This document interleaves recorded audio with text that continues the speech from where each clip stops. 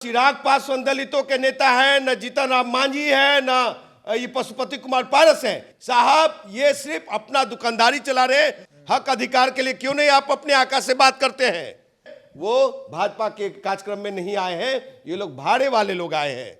Bharatiya Janata party का चाल चरित्र और चेहरा कुछ और है। 24 का दर्द है कुर्सी बचाने का कि मेरे आका प्रधानमंत्री नरेंद्र दामोदर मोदी का कुर्सी 24 में कैसे बचेगी।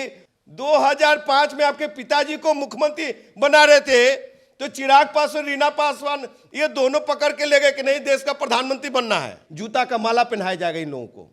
दलितों का वोट चाहिए और सभी को अपना अपना कुर्सी बचाने का बहुत दर्द है। जो दलितों का दर्द है उस दर्द से कोई लेना देना नहीं है। बाबा साहब ऊपर से बारिश के बूंदों को बौछार कर दिए। भाजपा और भाजपा के साथ जो सहयोगी दल हैं जैसे जीतन राम मांझी, चिराग पासवान, पशुपति कुमार पारस। चिराग पासवान दलित हैं, रामविलास पासवान दलित थे। वो नागपुरी पापा के विरासत तो खत्म हो गई। न रामविलास पासवान जी रहे, न उनकी पार्टी लोक जनशक्ति पार्टी रही।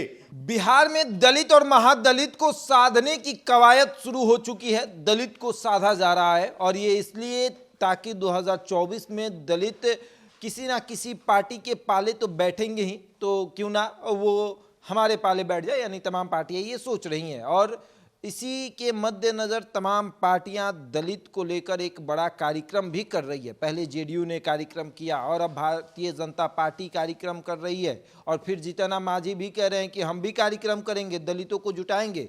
और अब हमारे साथ दलित के बड़े चेहरा राजकुमार पासवान है कि आखिर ये लोग किसके साथ जाएंगे, ये बड़ा सवाल है। और इन्हीं से बात करेंगे कि आखिर दलित को क्यों साधा जा रहा है, इसके पहले दलित पर निगाहें किसी की क्यों नहीं थी। राजकुमार पासवान जी, आप दलित समाज से आते हैं और बिहार में लगातार दलितों को लेकर बड़ा बड़ा कार्यक्रम हो रहा है, आखिर क्यों?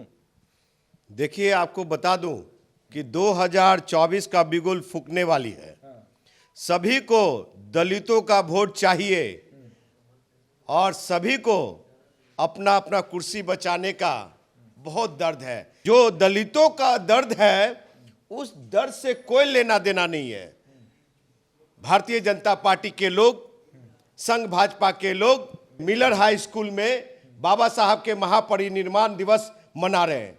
उस महापरिनिर्वाण दिवस में यह देखने को मिला, उनका परिनिर्वाण दिवस 6 दिसंबर को था, लेकिन ये परिनिर्वाण दिवस ये 7 दिसंबर को मना रहे हैं। तो बाबा साहब ऊपर से देख रहे थे, वो आज भी जिंदा है, उनकी आत्मा जिंदा है। और बाबा साहब जो ये मनुवादी संघी दलित, नागपुरी संघी दलित और ये जो ब्राह्मणवादी मनुवादी हैं जो दलितों के हक अधिकार को 2024 में खत्म करना चाहते हैं, संविधान को बदलना चाहते हैं, आरक्षण को खत्म करना चाहते हैं। बाबा साहब ऊपर से बारिश के बूंदों को बौछार कर दिए। साहब खुश हैं, देख रहे हैं कि भाजपा दलित को जुटा रही है, तभी तो बारिश हो रही है। साहब खुश नहीं है, उनके आंसू थे। खुशी के आंसू? खुशी के आंसू नहीं, दर्द के आंसू। क्या? कि जो हमने संविधान में समाहित किया, जो दलितों के हक अधिकार दिए, उस हक अधिकार को आज भाजपा और भाजपा के साथ जो सहयोगी दल हैं जैसे जीतन राम मांझी, चिराग पासवान, पशुपति कुमार पारस। दलितों के नेता हैं। कौन कौन है साहब? सब चिराग पासवान दलितों के नेता हैं, जीतन राम मांझी दलित ना नेता हैं। ना चिराग पासवान दलितों के नेता है, न जीतन राम मांझी है, न ये पशुपति कुमार पारस है। ये क्या है? ये नागपुरी संघी दलित हैं, ये झंडे वालन के संघी दलित हैं, ये दीनदयाल उपाध्याय वाले संघी दलित हैं। साहब ये सिर्फ अपना दुकानदारी चला रहे। और आपको बता दूं कहां गए, सिर्फ परिनिर्वाण दिवस मनाएंगे आप, हक अधिकार के लिए क्यों नहीं आप अपने आका से बात करते हैं? और ऐसे लोग जो विधायक बने हुए हैं, भाजपा के प्रदेश अध्यक्ष बने हुए, उनके विधानसभा का कार्य मतलब कि जनता का काम मैं करता हूं। जब पीएमसीएच और आईजीएमएस में भर्ती होते हैं तो वो दलितों का फोन नहीं उठाते हैं। चलिए ना पातेपुर, दलित आया था सब वहां पर। सर ये भाड़े वाले दलित थे, पैसे वाले दलित थे। भाड़े वाले दलित कैसे होते हैं? सर, नकली दलित भी होता है। हाँ, जो अम्बेडकरवादी थे, जो बाबा साहब के मानने वाले लोग हैं, जो अनुसूचित जाति जनजाति के लोग संविधान को मानने वाले हैं, उस ताकत के साथ जुड़े हुए, वो भाजपा के कार्यक्रम में नहीं आए हैं। ये लोग भाड़े वाले लोग आए हैं, झुग्गी झोपड़ी से आए हैं, वो दलित नहीं थे। भाजपा दलित के साथ खड़ी रहती है। जब नीतीश कुमार सदन में जीतन राम मांझी का विरोध करते हैं, बेइज्जती करते हैं, तब भारतीय जनता पार्टी उनके साथ खड़ी रहती है, कहती है कि हम आपके साथ खड़े रहेंगे। गुड़ खाए गुलगुल्ला से परहेज, भारतीय जनता पार्टी का चाल चरित्र और चेहरा कुछ और है। 24 का दर्द है कुर्सी बचाने का, कि मेरे आका प्रधानमंत्री नरेंद्र दामोदर मोदी का कुर्सी 24 में कैसे बचेगी। इसलिए ये सारे भाजपा के पासवान लोग, पासवान नेता लोग, दलित नेता लोग, राम भाई, सब लोग गलत आईना दिखा रहे हैं, जो कि 2024 के लोकसभा चुनाव में इन नकली संघी दलितों का अंत होगा, समझे। और बाबा साहब जिस तरह से देख रहे हैं ऊपर से कि ये हमारे लोग जो चंद अपने निहित स्वार्थ में संविधान खत्म करवाना चाहते हैं। आपको मालूम है शशांक जी, ये स्वर्गीय रामविलास पासवान जी, मुंबई के अठावले साहब, उदित राज जी, भाई चिराग पासवान और भी एनडीए में जितने भी सांसद हुए गए संविधान बदलने के लिए। ये नरेंद्र मोदी अमित शाह के उस पे औपचारिक साइन कर चुके हैं, तभी जाकर के संविधान का किताब बदला जा रहा है, संशोधन। और ये लोग को अगर देश का दलित, बिहार का दलित फिर से 2024 में सांसद बना करके सदन में भेजने का काम करती है, तो समझिए कि उन दलितों की आत्मा मर चुकी है। वो दलित सही मायने में बाबा साहब के अनुयायी नहीं है। अच्छा, दलित की पार्टी है ना भाई, दलित की पार्टी है ना, जीतन राम मांझी की पार्टी है। क्या बात करते हैं, दलितों की बात करते हैं, लगातार कहते हैं। सुन लीजिए, चिराग पासवान यानी कि लोक जनशक्ति पार्टी रामविलास पासवान में कौन है प्रदेश अध्यक्ष? राजू तिवारी।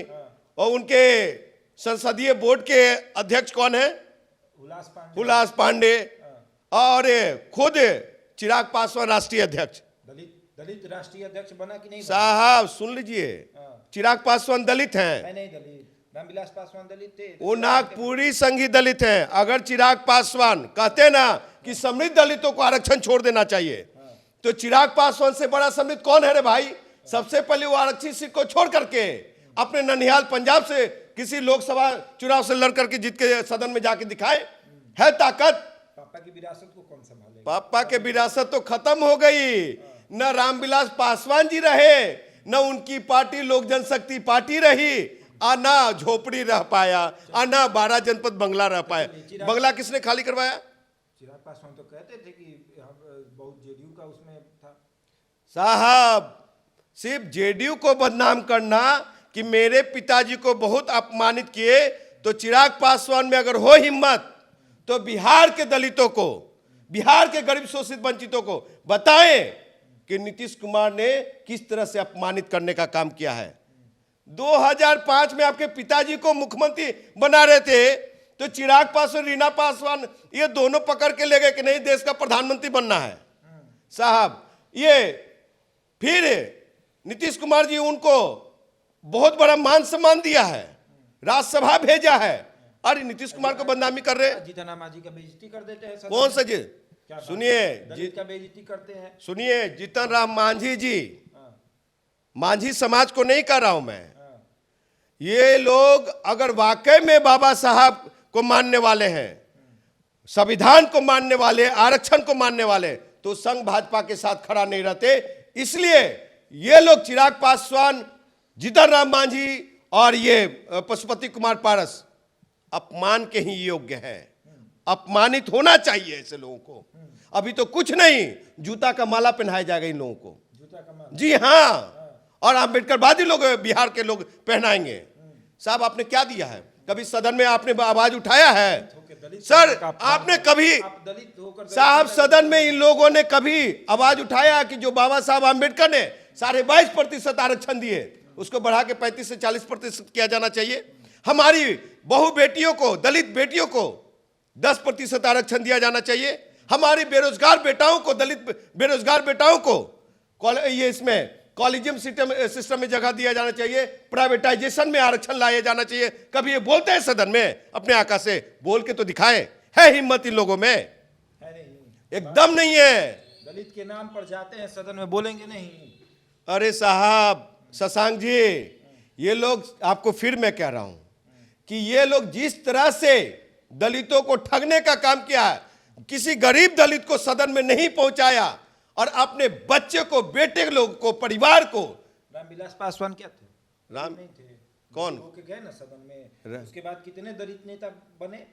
साहब वही रामविलास पासवान जी है ना, कि आज स्वर्णों को 10% आरक्षण दिए, लेकिन जिस आरक्षण से वो सदन में गए, जिस आरक्षण से एक राष्ट्रीय नेता बने, उनका पूरा परिवार लोकसभा सदन में है, लेकिन उस संवैधानिक अधिकार के लिए लड़ा नहीं, उस आरक्षण को बढ़ाने का काम नहीं किया, गरीब शोषित वंचितों को कुछ नहीं दिया। उससे बड़ा नेता तो बिहार के सम्मानीय मुख्यमंत्री नीतीश कुमार जी हैं, जो कि पंचायती राज में SC ST को 50% आरक्षण दिया। समझे साहब? इन लोगों ने कुछ नहीं दिया। आपको अंत में इतना मैं जरूर कहूंगा कि ये जो जितने भी भारतीय जनता पार्टी में दलित नेता लोग हैं, सब अच्छे हैं। सब लोग जो जितने गठबंधन में हैं, सब अच्छे हैं। बड़े बड़े लड्डू जो लेने गए हैं, सब अच्छे हैं, यही ना बोलिए। बिहार के अंबेडकरवादी लोग, बिहार के दलित लोग, बिहार के अनुसूचित जाति जनजाति के लोग, इनको सबक सिखाने का काम करेंगे और बड़ा गोल गोल लड्डू देंगे इस बार। तो सब अच्छे हैं ना? कौन अच्छे हैं? क्या है नहीं? आप कैसे बात कर रहे हैं? सब अच्छे हैं दलित नेता। देखे नहीं बरसात हो गया, देखे नहीं, अंबेडकर जी, देखे नहीं प्रोग्राम फेल हो गई। बाबा साहब खुश थे? बाबा साहब खुश नहीं थे, बाबा साहब नाराज हैं, दुखी हैं, और हम लोग भी दुखी हैं। ऐसे संघी लोगों को बाबा साहब का नाम नहीं लेना चाहिए। ऐसे संघी लोगों को, भाजपाई लोगों को, चिराग पासवान को, जीतन राम मांझी को, पशुपति कुमार पारस को बाबा साहब का महापरिनिर्वाण दिवस, जयंती और उनको और ये जयंती नहीं मनाना चाहिए। आपको बता दूं, अगर मनाते हैं तो इन पे FIR भी कराना चाहिए लोगों को। हाँ बिल्कुल, ये दलित नहीं है। इनको अधिकार नहीं है। लोकतांत्रिक व्यवस्था में नाम लेते हैं, अधिकार ही छीन लेना चाहिए। बिल्कुल अधिकार छीन लेना चाहिए। जो दलित के लिए काम न करे, जो दलित के लिए सोचे नहीं, जो दलित को कुछ दे नहीं, उसको वो दलित नहीं है, उसका अधिकार नहीं है, वो दलित नेता नहीं है। बिल्कुल। तो देखिए, दलित नेता है राजकुमार पासवान जी।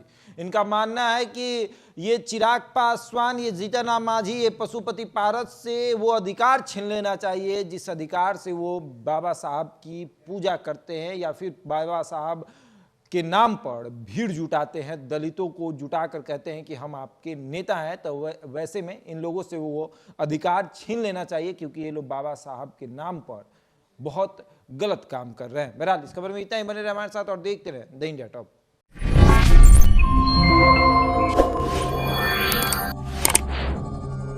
Yeah.